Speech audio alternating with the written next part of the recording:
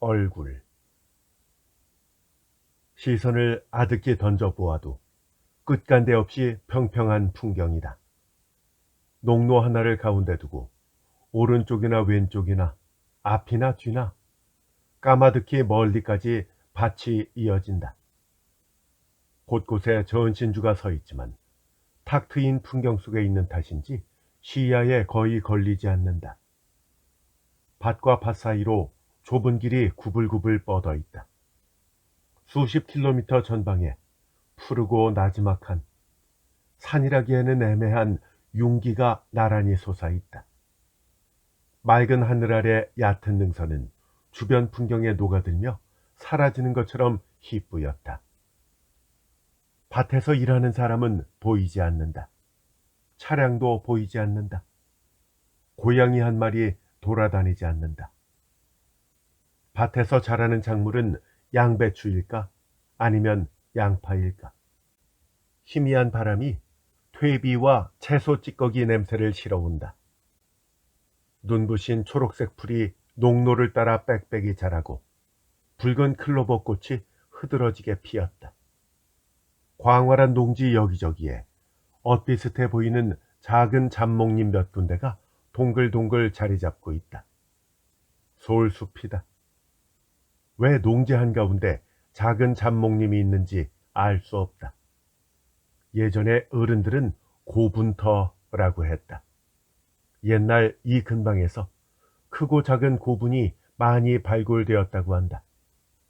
발굴된 고분터에 자연스럽게 잡목님이 생겨났지만 굳이 벌채할 필요가 없어서 그냥 두었던 모양이다. 무연고 묘라는 설도 있지만 주로 이 지역 아이들이 지어낸 근거 없는 풍문에 불과하다. 어느 숲을 살펴보아도 무덤의 흔적이 없어서 아무도 그 풍문을 믿지 않았다. 요즘 같은 철이면 작은 잡목림 가운데 몇 곳에는 어김없이 매미떼가 모여든다. 그러고 보니 매년 5월 말부터 6월 중순까지 이 소리를 들었었지 하면서 그리운 마음으로 떠올렸다. 벌써 몇 년째 듣지 못했던 소리다. 그리운 봄매미가 지금 미친 듯이 울고 있다. 잡목님은 그리 넓지 않아도 방대한 매미가 모이기 때문에 우는 소리가 굉장하다. 끊일 새 없이 이어지는 무수한 개구리들의 울음소리와 닮았다. 봄매미는 몸집이 작고 날개가 투명한 아름다운 매미다. 몇 마리만 울 때는 스르라미 소리와 비슷하지만 거대한 집단을 이루면 가련한 모습으로는 상상도 할 수 없을 만큼 커다란 볼륨을 만든다. 이 나무 저 나무에서 경쟁이라도 하듯이 울어대면 그야말로 대합창이 된다. 그는 매미들의 합창에 귀를 기울이면서 느린 걸음으로 오래된 한 줄기 농로를 걸었다. 매미 소리 사이로 근처 나무에서 지저귀는 다양한 들새 소리도 섞인다. 먼 산을 지나가는 바람이라고도 할 수 없는 공기의 술렁임이 느껴진다. 우러르는 눈에 파란 하늘이 비친다. 새 소리는 여기저기서 들리는데 하늘을 나는 새는 보이지 않는다. 지구상에 홀로 남겨진 기분이다. 그런데 조금도 외롭지 않다. 기분 좋은 풍경이다. 기분 좋은 길을 걷고 있으니까. 아무도 없다는 것이 이토록 기분 좋은 일임을 그는 잊고 있었다. 지금 걷고 있는 외길은 어디로 이어지는 것일까? 통 기억이 나지 않는다. 시험삼아 오랜 기억을 헤집어 보았다. 어딘가에서 다른 농로와 이어졌나? 농로의 끝자락에서 넓은 지방도로가 나오고 지방도로는 이곳 시골 마을의 중심부로 이어지지 않았나? 아니, 앞쪽은 그냥 막다른 곳인가? 그 너머는 초목으로 뒤덮인 험악한 벼랑으로 이어졌던가? 잘 모르겠다. 모호하다. 마치 기억에서 그 부분만 깨끗이 누락된 것 같다. 하지만 상관없는 일처럼 느껴졌다. 온도와 습도도 딱 좋았다. 햇살은 강하지만 땀이 날 정도는 아니고 피부에 닿는 공기는 더없이 상쾌했다. 이대로 시간을 망각한 채 어디까지라도 계속 걸어갈 수 있을 것 같았다. 하지만 그러고 싶었지만 그는 스스로를 타일렀다. 이러고 있을 시간이 없는 것이다. 돌아가는 급행열차표를 내려올 때 미리 사두었다. 하루 4편밖에 없는 특급 열차다. 오후 3시 38분 발 열차를 놓치면 완행으로 주요역까지 가서 환승하거나 밤까지 기다렸다가 마지막 특급 열차를 타는 수밖에 없다. 어느 쪽을 선택하든 도쿄 집에는 심야가 지나서야 도착하고 만다. 내일은 아침 일찍 중요한 회의가 잡혀 있다. 무슨 일이 있어도 일찍 출근해야 한다. 회사 업무에 쫓기며 악착같이 일만 하는 매일이었다. 업무량이 많고 책임져야 할 일뿐이어서 좀처럼 당당하게 휴가를 쓰지 못했다. 토요일과 일요일도 온전히 쉬지 못할 때가 있다. 헌데 어머니 유품을 정리한다는 이유로 평일에 이틀이나 휴가를 썼다. 지금 다니는 직장에서는 좀처럼 누리기 힘든 일이다. 요행이라고 할까? 그의 직속 상사도 1년쯤 전에 모친을 병으로 여의었다. 모친을 자택으로 모시고 공공 서비스를 통해 간병했다는 독신의 상사는 부하의 부모가 병에 걸렸거나 타계했을 때만큼은 아량을 보여주었다.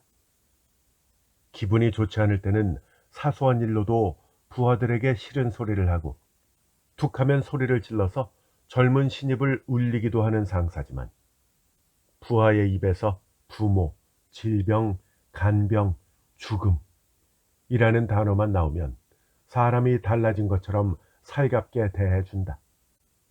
안 그래도 유품 정리는 쉽지 않은 일이야. 게다가 외아들이지. 할 일이 산더미 같을 거야. 좋아. 시간을 충분히 내서 다녀와. 회사 일은 신경 쓰지 않아도 되니까. 싫은 소리 한마디 하지 않았다. 오히려 진심으로 그를 동정하고 응원하는 모습을 보여주었다. 그는 상사에게 고맙다고 말하고 이틀 휴가를 냈다. 그리고 토요일 오후 이곳에 내려와서 일요일과 월요일에 유품을 정리하고 화요일 밤에 도쿄로 돌아가기로 했던 것이다.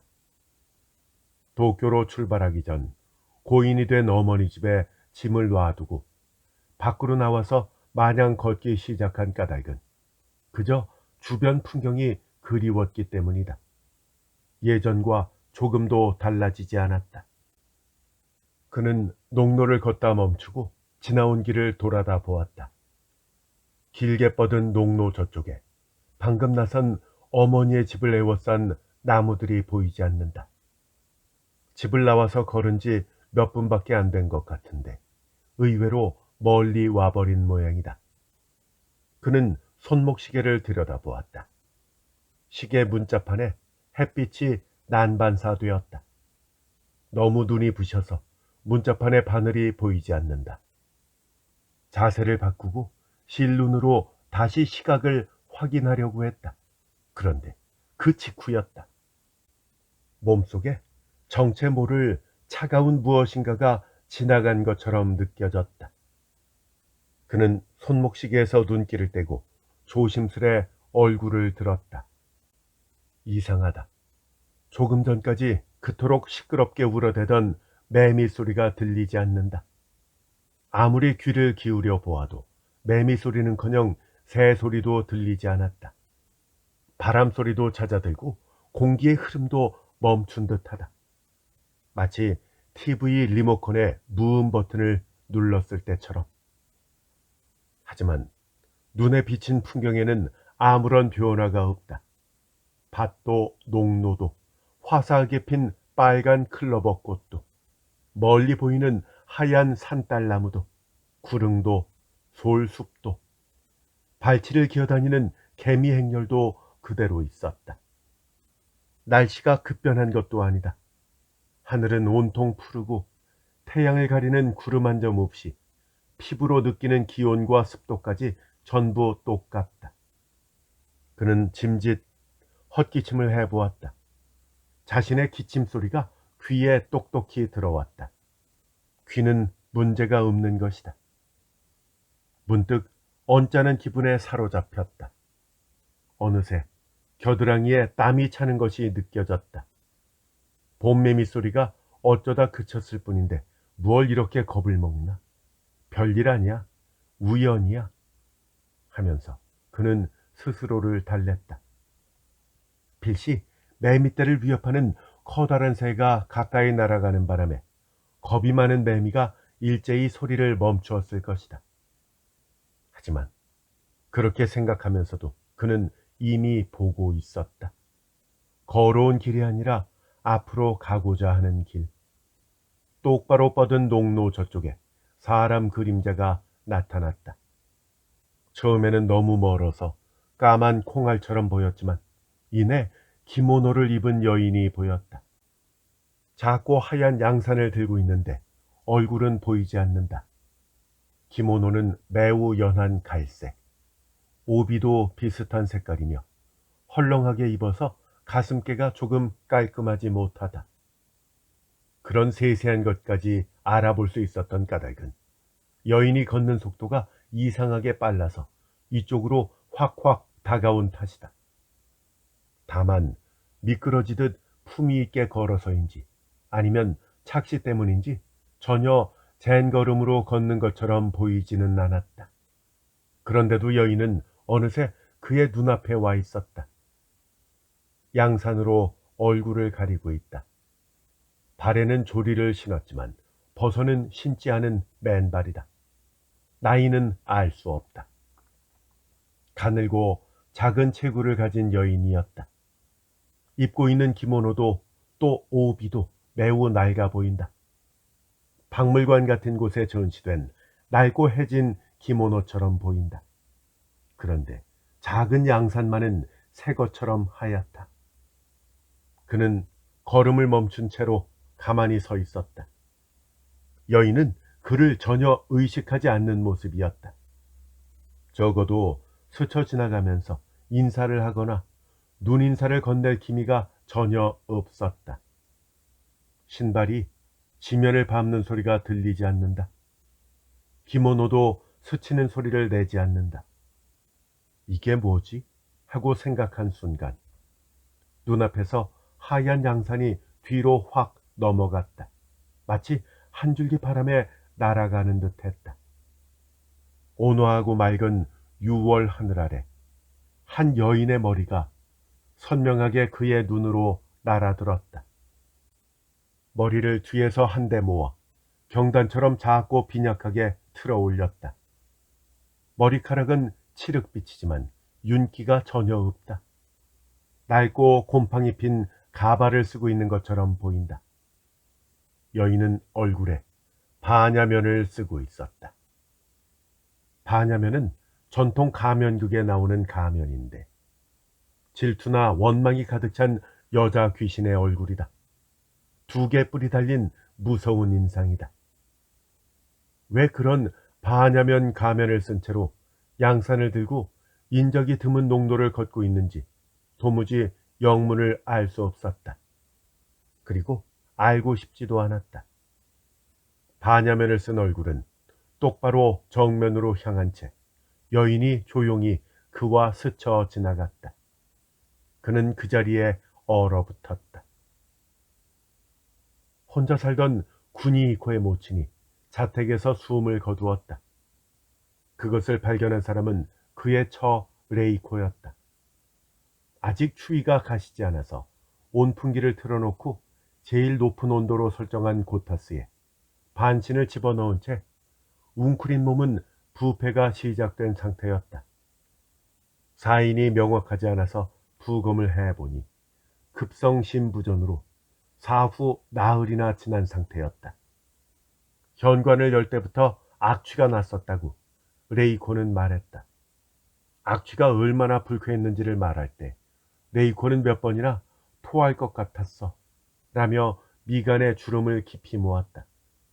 그러면서도 이야기를 그치지 않았다.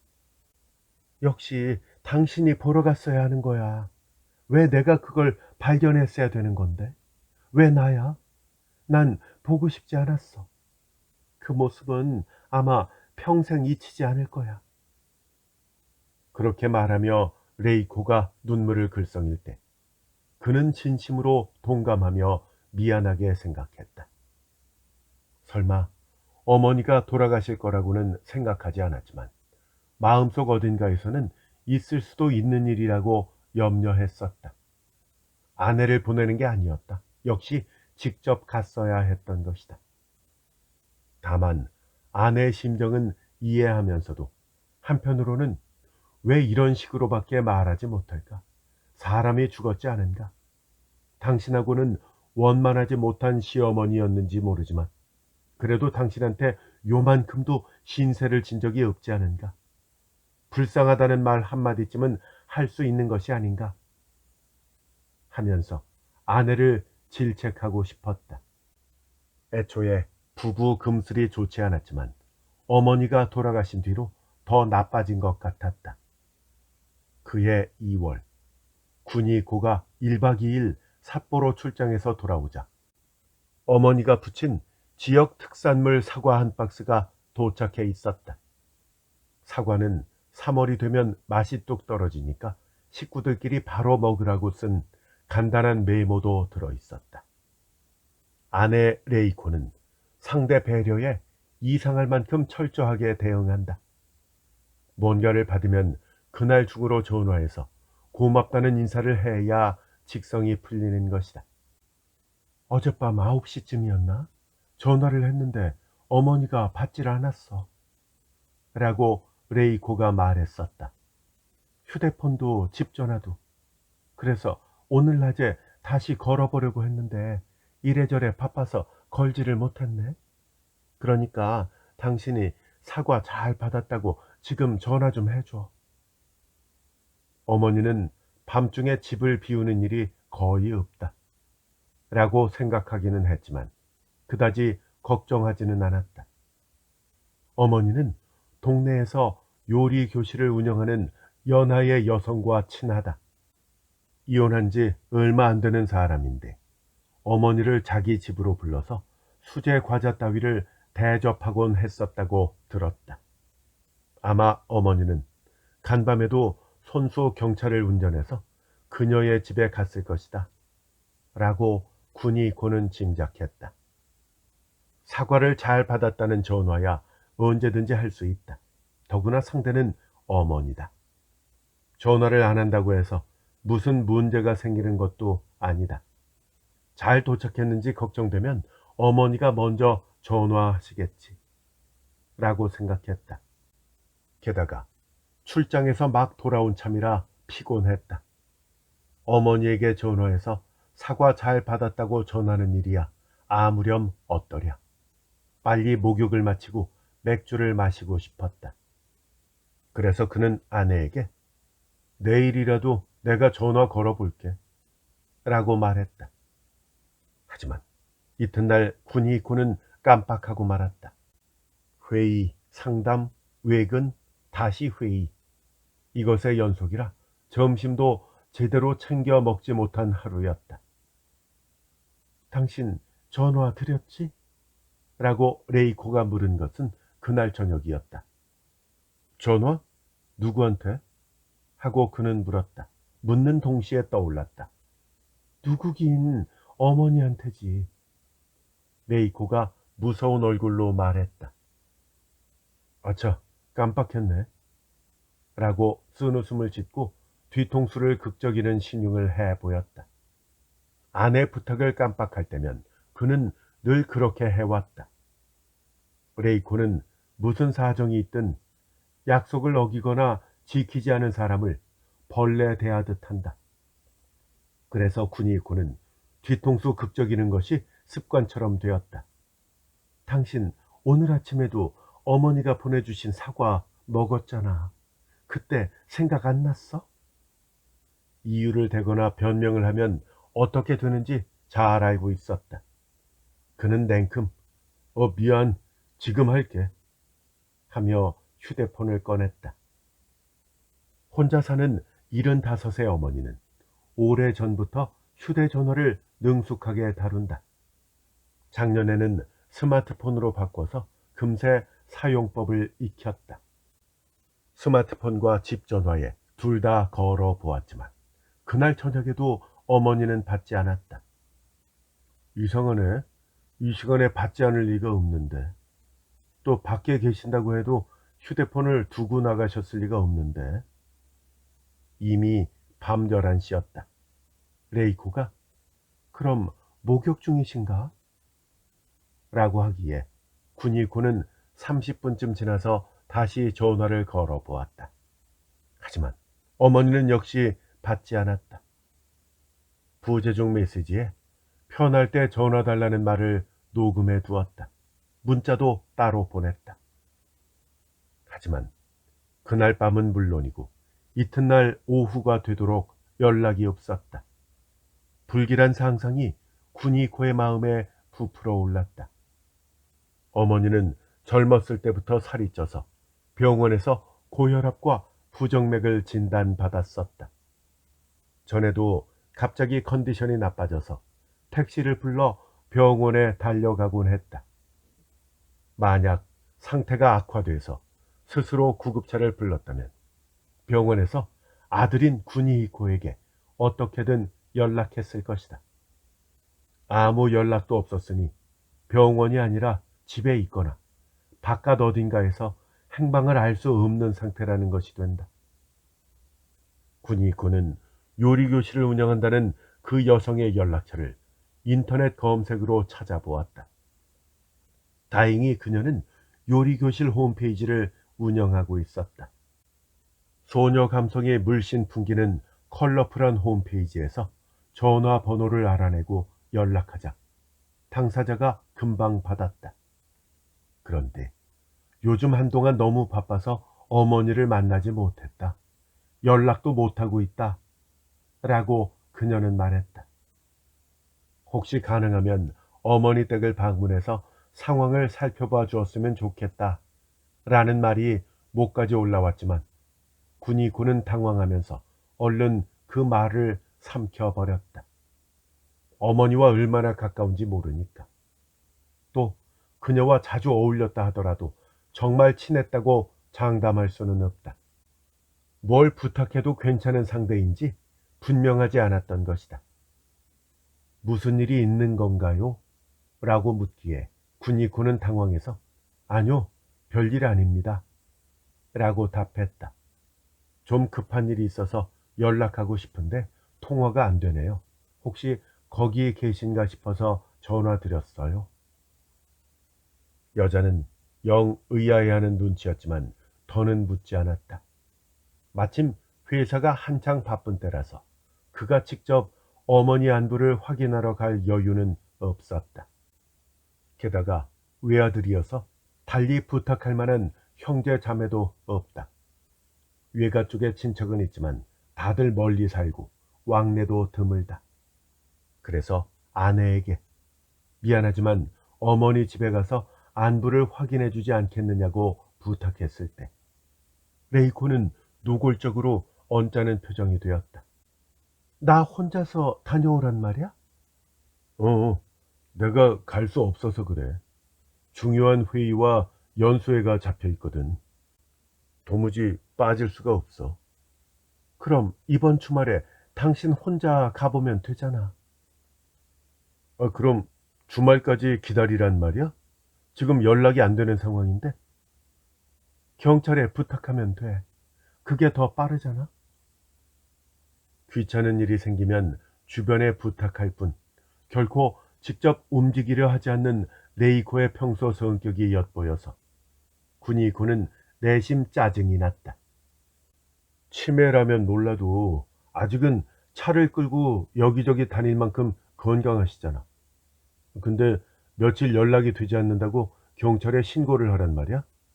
더군다나 평소에 자주 전화 통화를 한 것도 아닌데. 경찰 신고는 일러. 그 전에 우리가 직접 해볼 수 있는 일이 많다 이 말이야. 그가 그렇게 말하자 레이코는 문득 표정을 없애고 그를 힐끗 노려보았다. 당신 꼭 이럴 때만 여유로운 척 하더라. 그게 무슨 말이야? 미나가 열을 펄펄 내며 격려를 일으켰을 때도 그랬잖아. 내가 놀라서 당신 휴대폰으로 연락했는데 계속 받지도 않았지. 겨우 받았다 싶어서 미나가 위험하다고 알려줬을 때 당신 뭐라고 했는지 기억해? 태평한 목소리로 괜찮아 라고 했잖아.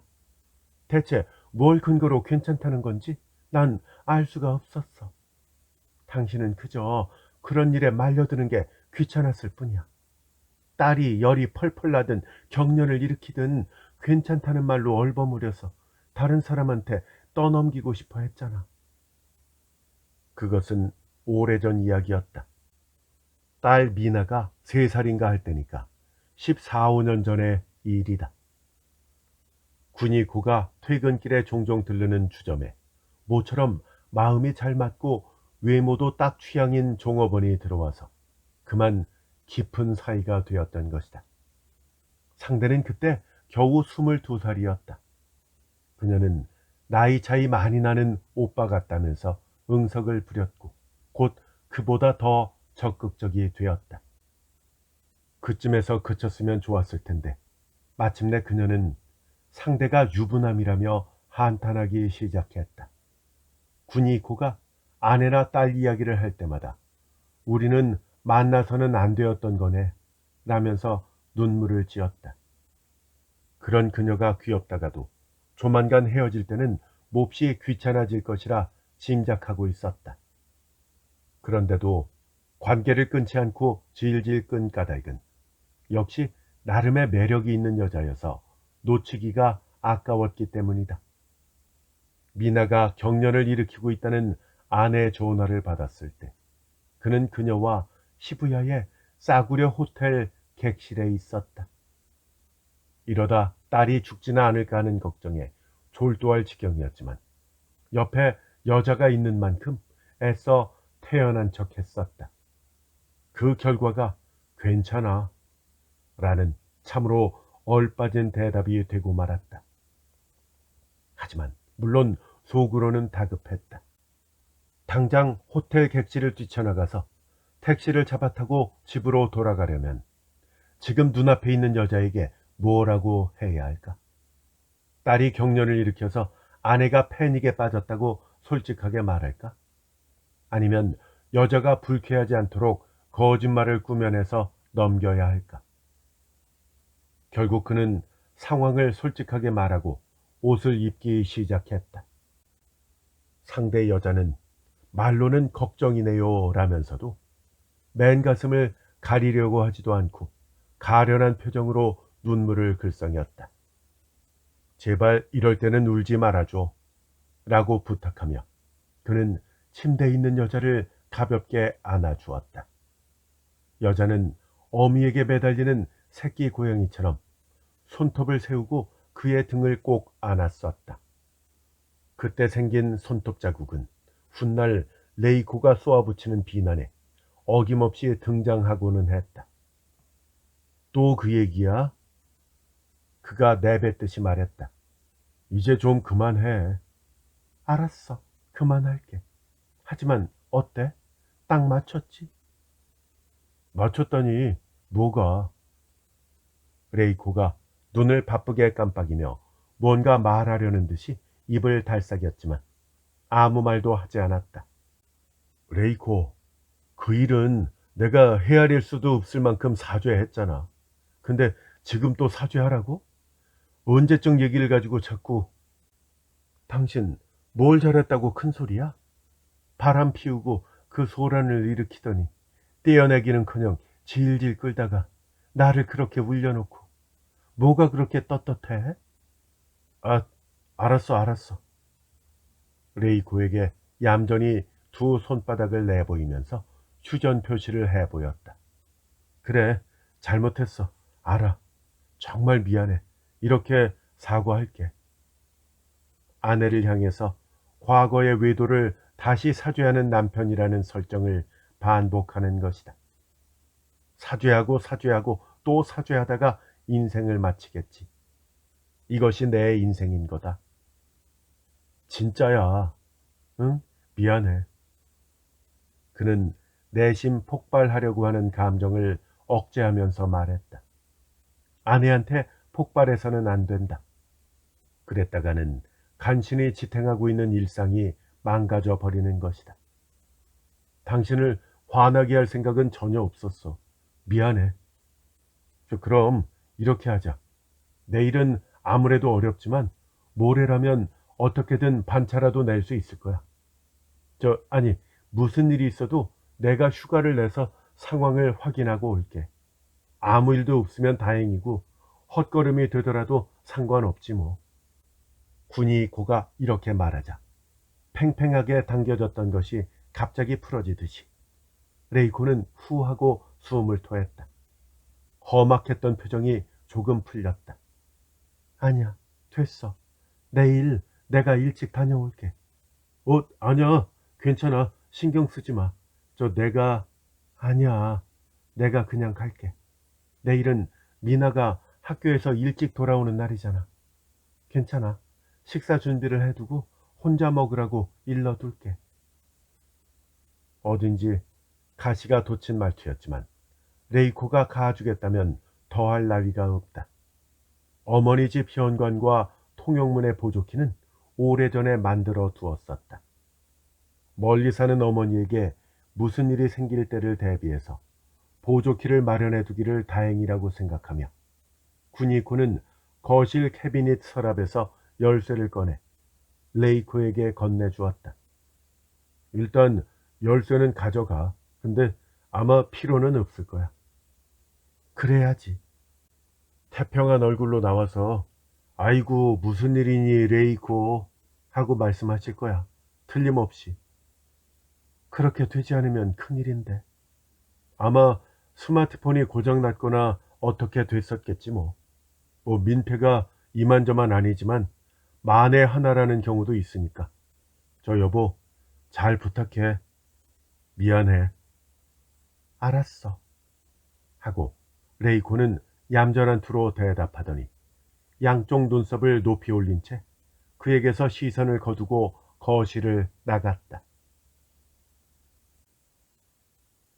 군이고의 증조부는 예전에 이 지역의 대지주였다.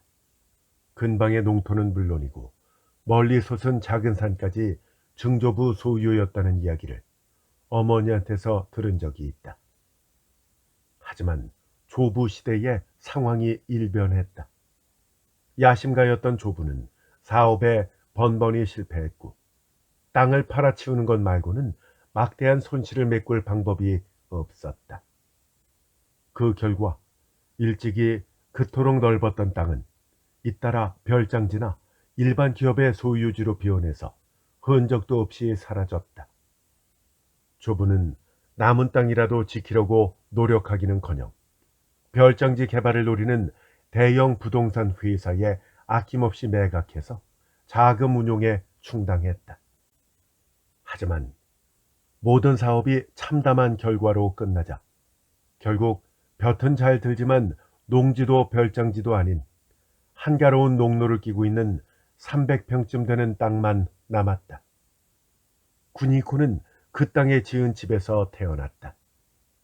같은 지역 공립중학교에서 일본사를 가르치던 아버지는 사업이나 부동산 투자에 관심이 없었다. 나중에 결혼한 어머니하고는 학교끼리 교류하는 친목회에서 만났다고 들었다. 어머니는 이웃마을의 중학교 수학교사였다. 당시 군이코의 집 주변에는 또래 아이들이 많이 살았다. 학교가 쉬는 날이나 긴 여름방학이면 아침부터 밤까지 함께 놀 동무가 부족하지 않았다. 집게 벌레도 잡고 캐치볼도 하고 근처 공터에서 야구를 하거나 곧장 뻗은 농로에서 누가 제일 빨리 다니는지 겨루는 일로 하루하루를 보냈다. 부모가 모두 교사였지만 아들 군이코가 밖에서 놀기만 하고 공부를 소홀히 해도 뭐라고 귀찮게 잔소리하는 일이 없었다. 아버지는 자기 세계에 잠겨서 조용히 책을 읽거나 상념에 빠지는 일이 많았고, 통통하고 명랑한 어머니는 아들의 생활에 일체 간섭하지 않았다. 농로 옆 집. 그가 태어나고 어린 시절을 보낸 그 집에는 나쁜 기억이 전혀 없었다. 생각나는 것은 계절과 함께 변해가는 자연 풍경, 바람 소리, 비가 개면 밭에서 풍겨오는 흙냄새, 여름날 오후 툇마루에서 간식 삼아 먹던 토마토의 맛, 덤불에서 무수한 벌레들이 우는 소리, 아이들의 환호, 바로 그런 것들이다. 다만 잊을 수 없는 불가해한 기억도 하나 있었다. 그가 농로에서 놀다 왔다고 하자 어머니는 마뜩찮은 얼굴로 조금 안절부절 못하는 기색이었다.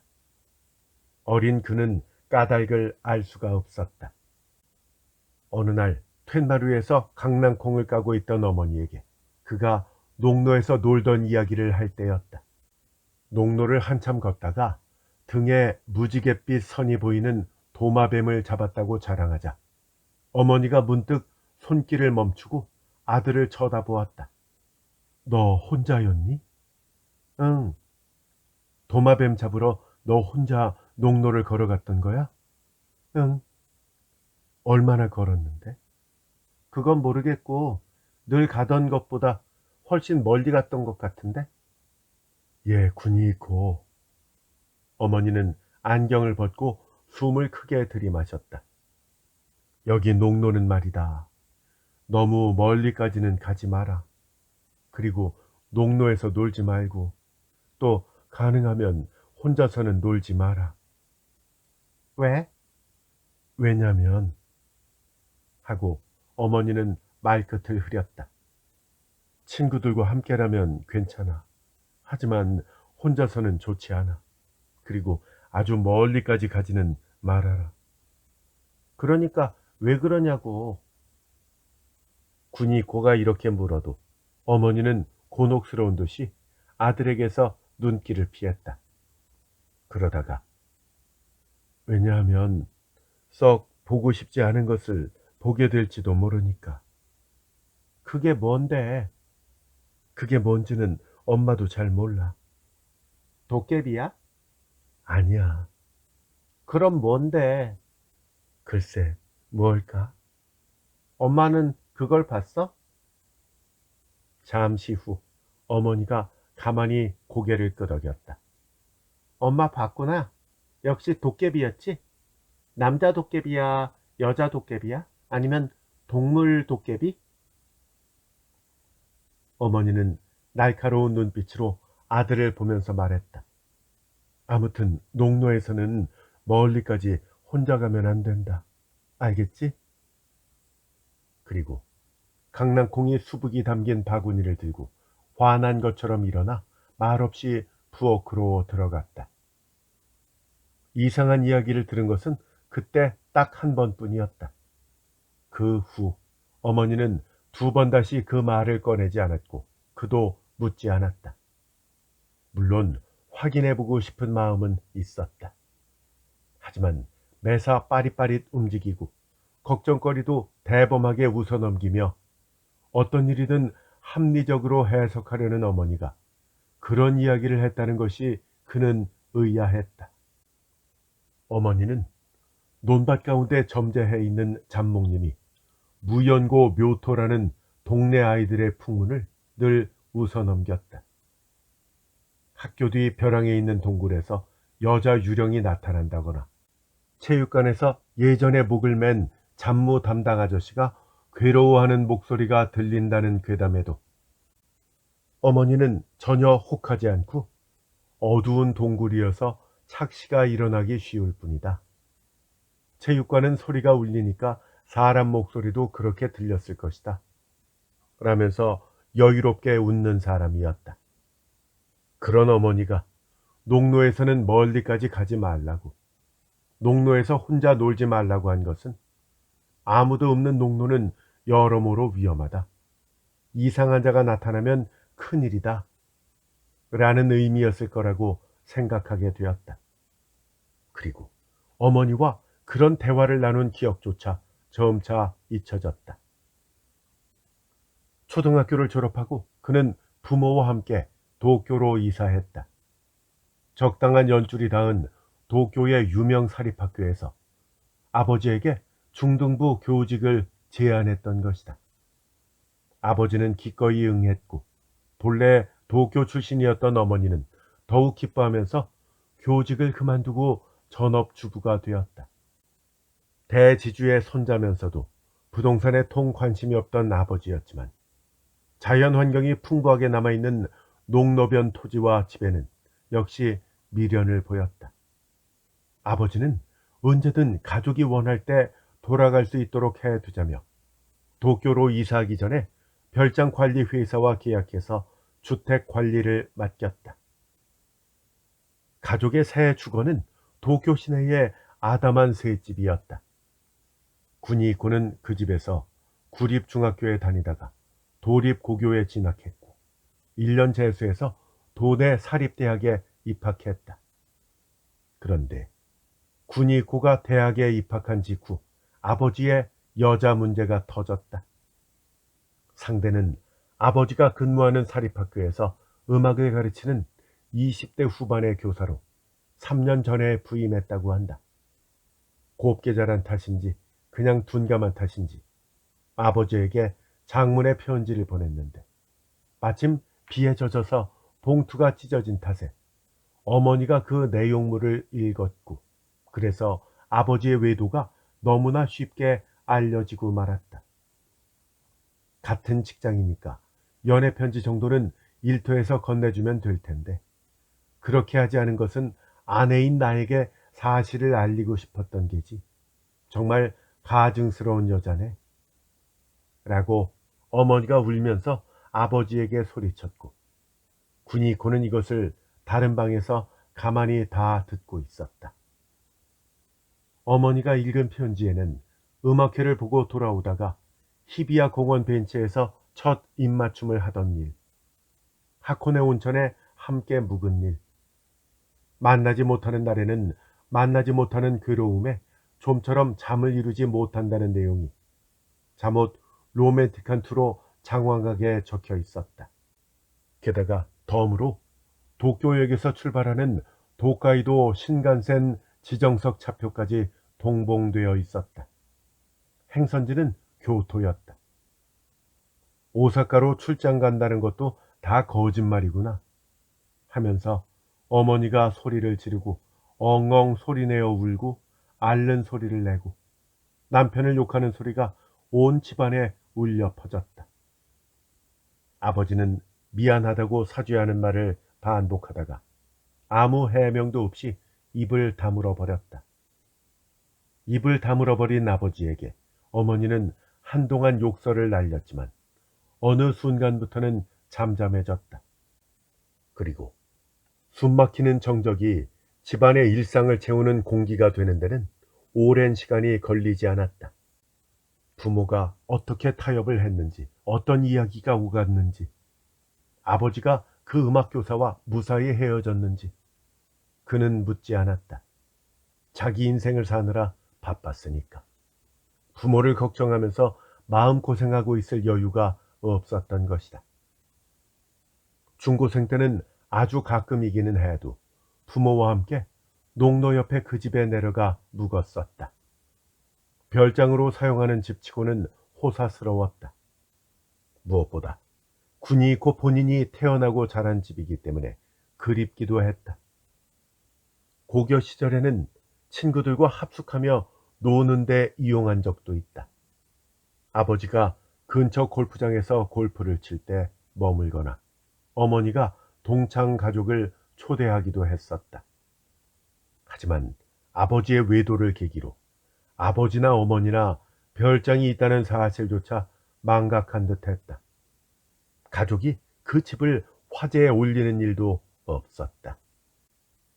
군이고 역시 농로가 멀리까지 내다보이고 나무에 둘러싸인 여름이면 뜰에 토마토, 오이, 가지가 열리던 저 행복했던 어린 시절을 상징하는 집이 있다는 사실을 그 옆으로 난 기나긴 농로가 세상 끝까지 이어질 것처럼 보였던 풍경을 차차 잊고 말았다. 그가 대학을 졸업하고 1년 뒤 아버지가 병으로 쓰러져서 임종을 맞았다. 몸속에서 날뛰는 암세포는 이미 손쓸 수 없는 지경이었다. 당신은 군이고가 지금 다니는 회사에 취직해서 부모 슬하를 떠나 도내의 싸구려 연립주택에서 혼자 살기 시작할 때였다. 아버지는 장기간 입원한 상태에서 이름뿐인 치료를 받았지만 여명이 거의 남지 않았다는 것은 누가 보아도 분명했다. 그런 아버지를 병문안하러 갔을 때였다. 병실에 있던 어머니가 그에게 매점에 가서 뭘 좀 사오라고 시켰다. 아버지 눈이 눈곱으로 들러붙었으니까 닦아드려야 되겠다고 어머니는 말했었다. 아무 억양도 없는 밋밋한 말투였다. 아이 코튼이라는 제품인데 눈가를 닦는 데 쓰는 액체에 적신 거즈를 매점에서 팔고 있을 거라고 했다. 때마침 캔커피가 마시고 싶던 참이었다. 군이코는 눈을 감고 병상에 누워있는 아버지에게 가볍게 한마디 건넨 다음 얼른 병실을 나와 지하 1층 매점으로 내려갔다. 아이 코튼이라는 세척용 거즈는 팔지 않길래 그걸 대신할 만한 제품을 찾느라고 시간이 조금 걸렸다. 임종을 앞둔 환자 앞에서 캔커피를 마실 수는 없기 때문에 그는 일단 병실 로비로 돌아와서 방금 산 커피를 마시며 잠시 멍하니 앉아 있었다. 다 마신 커피캔을 쓰레기통에 버리고 나서 무거운 마음으로 병실을 향해 승강기를 탔다. 아버지가 입원한 병실에서 막 의사가 나오는 모습이 보였다. 아버지의 주치의였다. 의사는 침통한 표정을 짓고 있었다. 군이코와 눈을 마주치지 않으려고 시선을 아래로 향한 채 의사는 젠걸음으로 떠났다. 복도에는 아무도 없었다. 의사가 병실을 나오면서 제대로 닫지 않았는지 미닫이 문이 반쯤 열려 있었다. 다가가 보니 병실 안의 침대 너머로 어머니가 보였다. 그는 그 자리에 멈춰 섰다가 얼른 미닫이 문 뒤로 숨었다.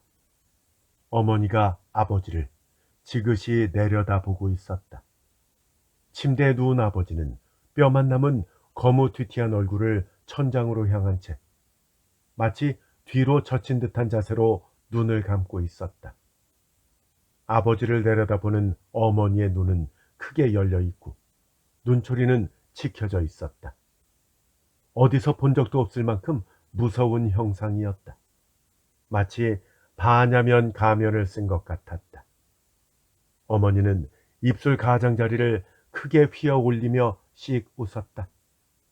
빨갛고 커다란 입술이 천천히 귀까지 째지는 것처럼 벌어지는 모습이 똑똑히 보였다. 그때 그의 귀에 차마 입 밖에 나오지 못한 목소리가 들렸다. 꼴 좋다. 어머니의 목소리였다. 그때 그는 어찌 된 영문인지 어린 시절을 보낸 저 농로변 집, 끝없이 곧게 뻗은 농로를 문득 떠올렸다. 썩 보고 싶지 않은 것을 보게 될 테니까. 라고 말하던 젊은 시절의 어머니 목소리가 귓가에 울렸다. 그는 병실 앞에서 몸을 돌려 뛰기 시작했다. 아버지가 세상을 떠난 직후 어머니는 군이고에게 나는 그만 그 집으로 돌아가야 되겠다. 라고 말했다. 농로변 집으로 돌아가 조용히 살고 싶다는 것이다. 군이고는 반대할 이유가 전혀 없었다. 군이고는 막 업무에 재미를 붙이고 있었고 레이코를 만나 기분 좋은 교제를 시작한 참이었다. 남편을 여인 어머니가 앞으로 어떤 인생을 보내든 신경 쓰고 싶지 않았다. 어머니가 원하는 대로 하기를 바랐던 것이다. 이사를 하겠지만 특별히 네가 거들 건 없다. 라고 어머니는 말했었다. 어머니 말처럼 정말로 전혀 거들지 않았더니 어느 날 어머니한테서 연락이 와서 벌써 자리를 잡았으니까 그리 알라고 했다. 목소리는 밝았다. 죽어가는 아버지를 내려다보면서 꼴 좋다 라고 말하던 그 목소리가 아니었다. 군이코는 지금 농로에 꼼짝도 하지 않고 우두커니 서서 앞을 바라보고 있다. 옛 기억의 단편들이 쉴 새 없이 머릿속을 어지러이 오가고 있다.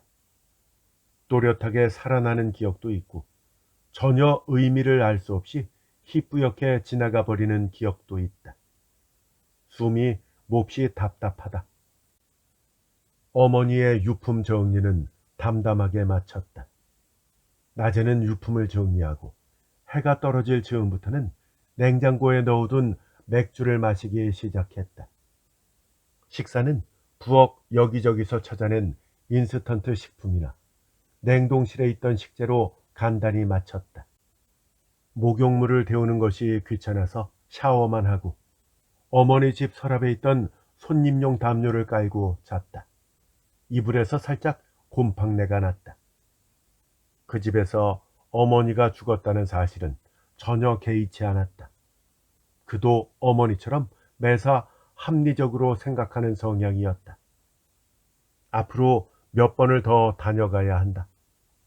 전기, 수도, 그리고 전원은 맨 나중에 해약해야 되기 때문에 집안에서 할 일은 그 전에 마쳐야 하고 그 뒤에는 집을 방치해 두었다가 때가 되면 매각하거나 철거해서 작은 세컨하우스라도 지을까 싶었다.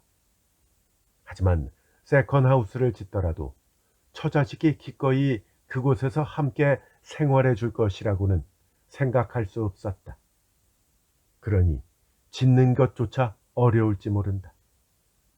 어차피 유품 정리는 서두를 필요가 없다. 아내 레이코나 딸 미나가 도와줄 리도 없으니까 이곳에 올 사람은 자기밖에 없었다. 나 편할 대로 하자 라고 생각하면서 이틀째를 보냈다. 미닫이 벽장이나 옷장 서랍을 열 때마다 그리운 기억이 살아났지만 그저 그뿐이었다. 특별히 감성에 빠지거나 하지는 않았다. 순리대로 부모가 먼저 죽었을 뿐이다. 인생은 이런 것이다. 라고 그는 생각했다. 집안에 정적이 거슬려서 TV를 켜두었다. 요란한 광고나 버라이어티 쇼를 딱히 들을 마음도 없이 흘려듣고 있자니 예전으로 돌아간 기분도 들었다. 당장이라도 부엌에서 통통한 어머니가 앞치마에 손을 닦으며 나와서 고생했다. 커피라도 타주랴. 하면서 웃는 낯으로 말할 것 같았다. 그때 막혀있던 귀가 문득 열리는 느낌이 들었다. 갑자기 바깥 세상의 소리가 귀로 날아들었다. 봄매미의 합창이 또다시 시작되었다. 새들이 지저귀고 있다. 부드럽게 지나가는 바람이 잡목님의 나뭇잎을 끊임없이 흔드는 소리도 들렸다. 군이코는 모글대를 꿀럭 움직여 침을 삼켰다. 꼼짝하기도 두려웠다. 하지만 마음을 굳게 먹고 뒤를 돌아다 보았다. 직선으로 길게 뻗은 농로에 인기척은 없었다. 반야면을 쓴 섬뜩한 여자가 바로 옆을 지나간 지 불과 몇 초밖에 지나지 않았다. 봄매미의 한층 드높아진 소리가 푸른 하늘 가득 울려 퍼졌다. 불길할 정도로 거대한 합창이었다. 그때 엄청난 공포가 그를 덮쳤다. 온몸에 굵직한 소름이 돋는 것을 느꼈다. 하지만 어느 쪽으로 도망쳐야 할지 알 수 없었다. 오른쪽으로 가면 어딘가에서 아까 그 여자한테 따라잡히고 만다. 그렇다고 왼쪽으로 뛰자니 어디로 닿는지도 모르는 농로가 영원히 이어질 뿐이다. 여기는 어디냐? 대체 나는 어떻게 된 거냐? 그는 큰 소리로 절규하면서 실성한 사람처럼 밭으로 뛰어들어 퇴비 냄새 나는 땅을 넘어지고 자빠지며 달리기 시작했다.